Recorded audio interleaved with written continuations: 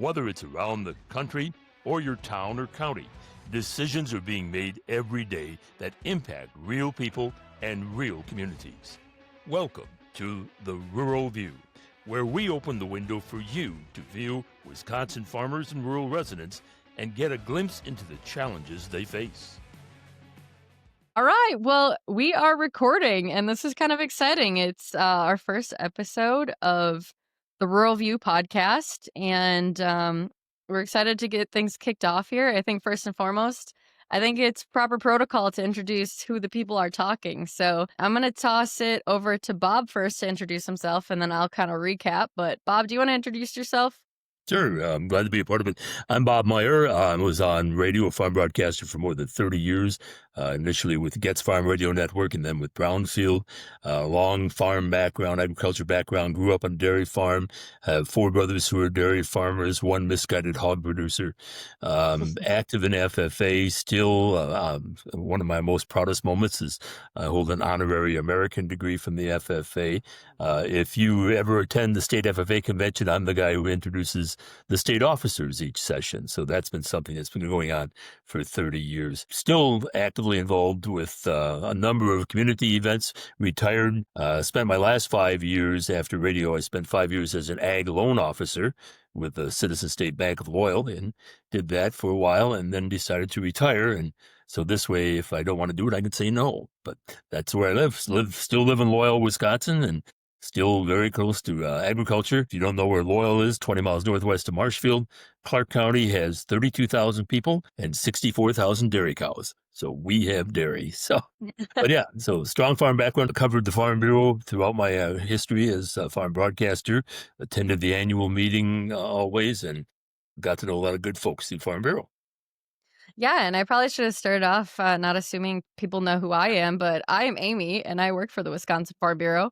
And that's why we're here today. Wisconsin Farm Bureau decided to start a podcast to really target our members in a different way with communication. We know a lot of them are riding in tractors, and they're doing lots of active things. And if we can have one more avenue that they can take us along for the ride and catch up on some things along the way, we definitely want to provide that to them. So I've been with Farm Bureau for 13 years, so sometimes it seems like yesterday and sometimes it seems longer than that, because when I think about the 13 years I've been here, I've seen a lot of different things, both on the policy front, but the issues front, just in general society, where we're going and adapting when it comes to communication methods. It's been kind of a wild ride in all aspects. But my background is, I grew up on a farm and I left the farm for college with good intentions of never coming back and finding a career, and here I am talking about the farm, right?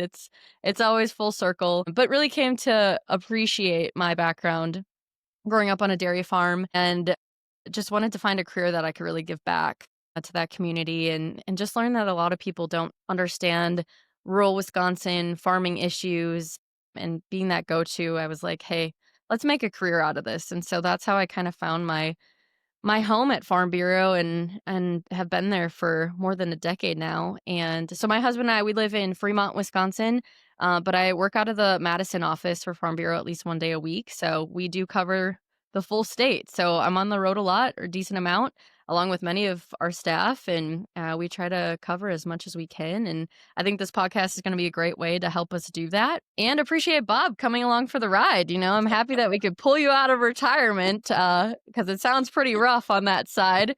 Retirement, from what I've heard from a lot of people, is not too shabby. So we're so happy to have you in that working side. Should have done it sooner, yeah.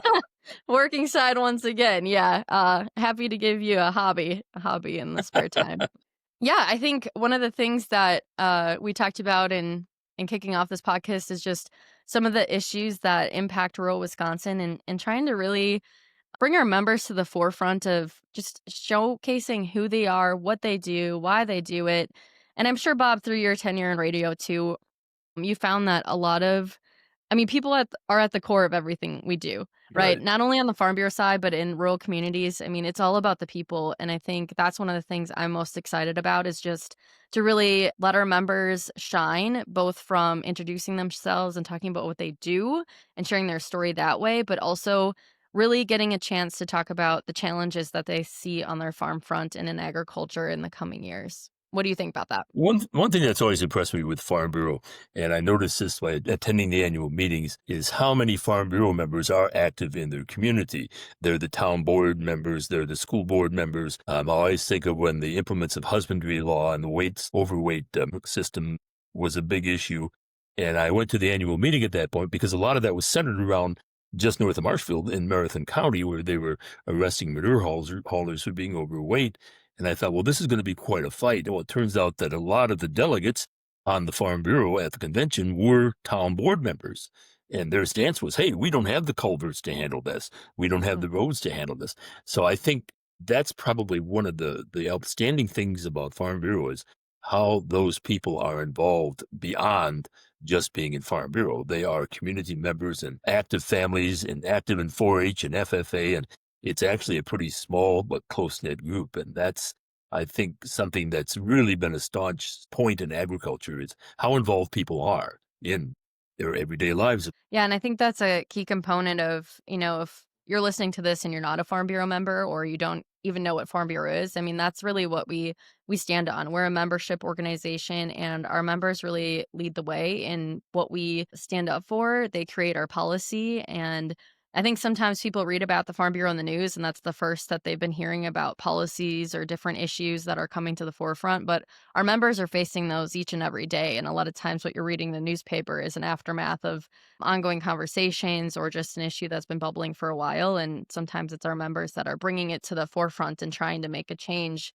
that can make a positive impact for farmers and rural communities. I think one thing that's really changed in my 35 years or whatever of doing this, the optimism in agriculture in general. I think we really went through a period, especially during the farm crisis of the 80s, when it was really, why would you want to farm? Go do something else. I think when we came along with Dairy 2020, it changed a lot of the image of what agriculture was.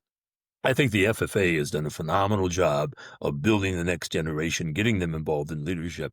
But I think there's just more optimism. Yes, there are tough times on the farm. There's no question about that. But you talk to a lot of go to professional dairy producers, a prime example, and you want to get your battery recharged. I mean, these are the people that yes, we have challenges, but how did you handle it? And how did you handle it? And they talk to each other.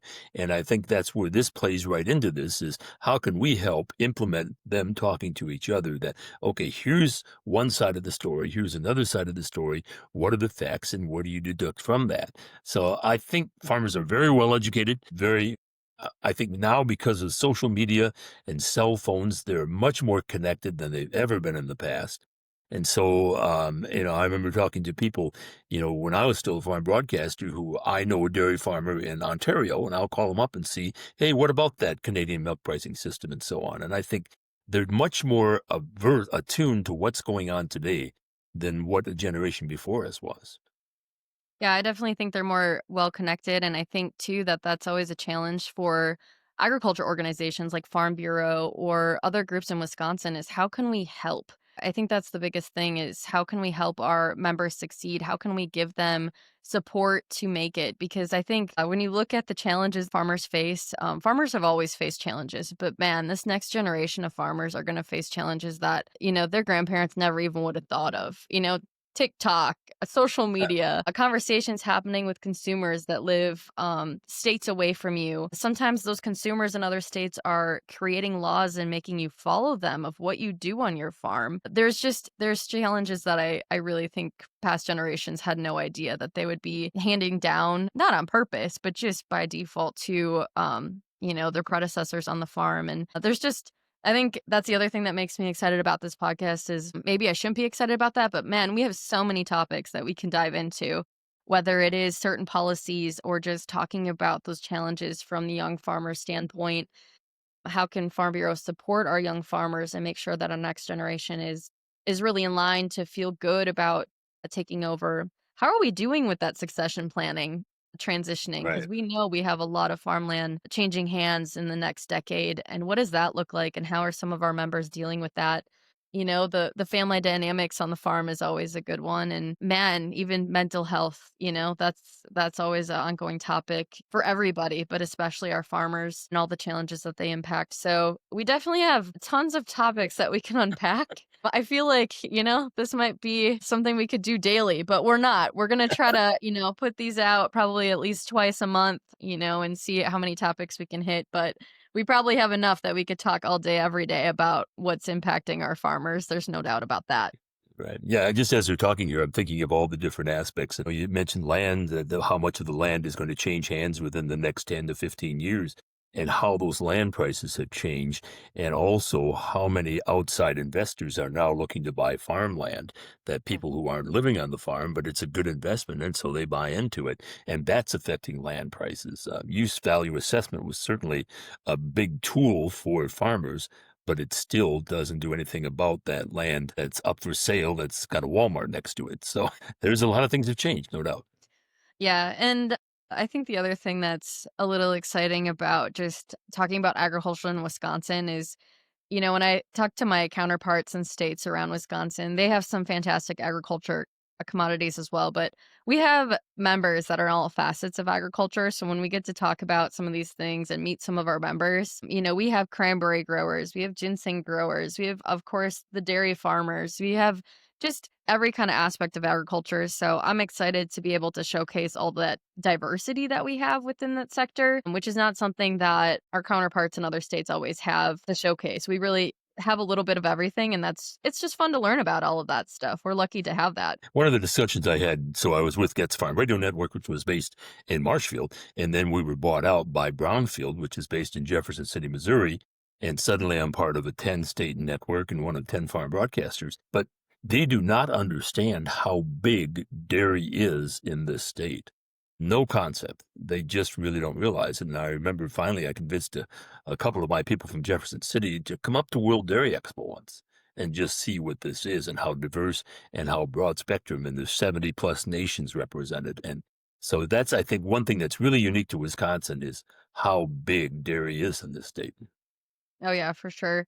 And there's so many things that are supported by our strong dairy industry too, across commodities that we're working on, the byproducts part of it, or just different companies that blossom because of that dairy impact. And, between the cheese and the actual products that are being made with milk to like the supplementary, All the robotic components. milking, yeah, robotic milking, companies, all of that plays into that, and that's what makes it such a strong and robust agriculture economy that we have here. So, again, we probably could feature something new and different in the agriculture spotlight almost every day because we do have such a broad paintbrush when it comes to our sector. So, yeah, I'm excited to kinda kick things off. As far as a podcast goes, this has been something that's been talked about with our membership for probably a couple years now. It was one of those things that a lot of people jumped into the podcast scene around COVID times, right? Right. And we've seen a lot of people jump in and jump out and, in true Farm Bureau fashion, we really wanted to try to do it right. And,